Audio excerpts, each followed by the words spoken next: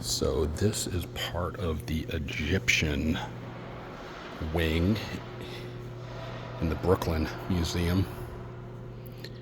They've got just a pretty awesome collection of this stuff here.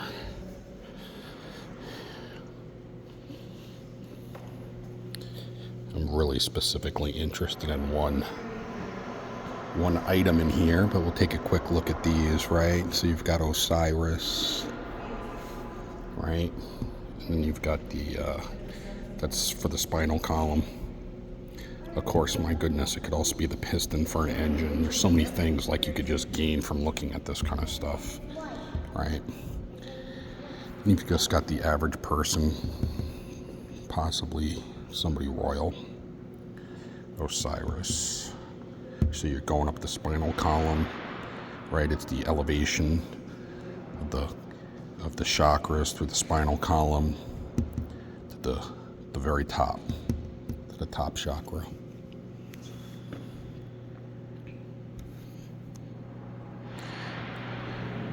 Look how detailed that is. And this is very small. Like, what a master craftsman this person was. So, if you could see this one that's upside down, there's an ankh, and the upside down looking tent is means house. So the house of God, and then you've got a cartouche that says the name of the god, right? So it's the house of the god, and whoever this is, I'm gonna see if I can describe what the name study one.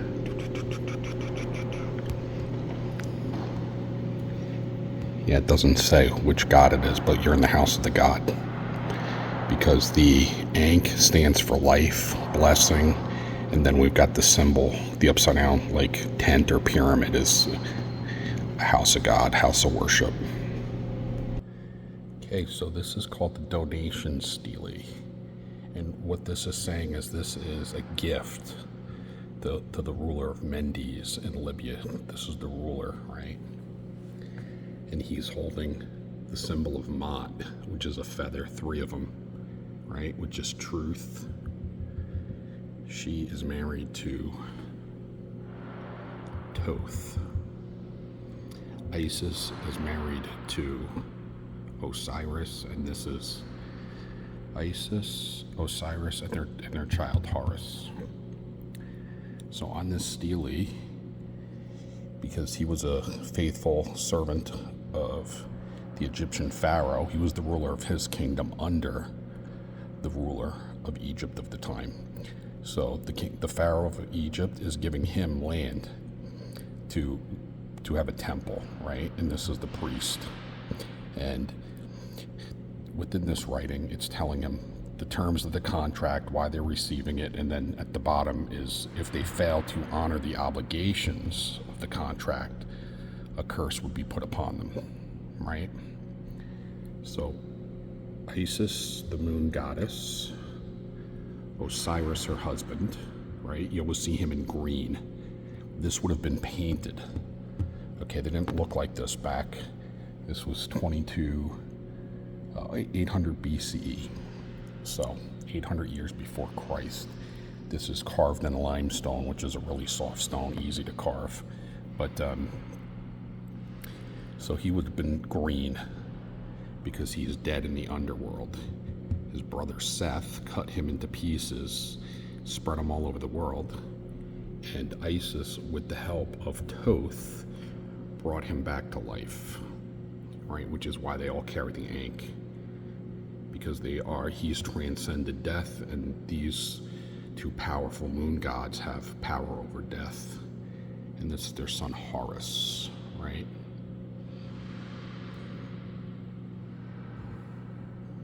So pretty interesting stele. So this one's really cool, I think, right? Because this is the king that was in charge at around 700 BCE, right? He's a Nubian king, a Kushite king, right? Because he had the upper part of Egypt was Ethiopia and the Sudan, and the lower part was considered Egypt proper that you know today. And the reason they thought it was lower is because it was near the Mediterranean, right? So in their mind, you were going downstream, you were going up and away from Cairo towards the Mediterranean was lower. So, but for about 300 years, the Kushites actually ruled the Egyptians. So mostly it was reversed. Mostly the kingdom of Egypt, they controlled both lower and upper, but every now and then, you know, for at least a 200-300 year period, the Kushites were in charge, right?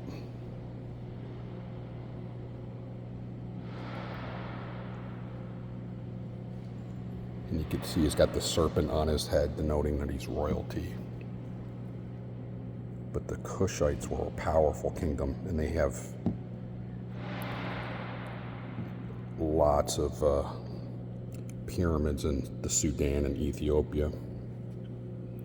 You can see it's got some interesting weathering here, right? So this is a king of Libya, and while he was king, he was under his authority, but he was a good ruler and he obeyed, right? Because that's what they wanted. If you would just submit and rule your land under the Egyptian law and pay your taxes, they would let you and your family live, and they would let you rule over your society. Of course, if you didn't do that, if you rebelled against them, there were harsh punishments, right? They would take your family. Like it's even possible they had, while he was the ruler, right? His children, especially the sons who would have the potential to become king, right? They might have been taken back to the ruler's main city, wherever he was ruling from, whether that was in the Kushite region of the Egyptian empire or if it was in Cairo, you know. And that's partly how they kept these rulers in line, right? Because it's like all of these rulers, you know, they would have lots of children, and they definitely wanted boy children because the boys could then become the pharaoh when they died, right? So it's like, if you want your family line to continue and you don't do what we say, right? And Egypt was really good with that. They influenced all of the countries around them, and most of these countries really didn't fight them too much, especially in the African side, right? Like Libya, they were never going to be powerful enough of a country to overthrow the Egyptian leaders. Only a country like the Romans or maybe the Canaanites really had the military power to overthrow the Egyptian government at the time for all these thousands of years, because they were so powerful.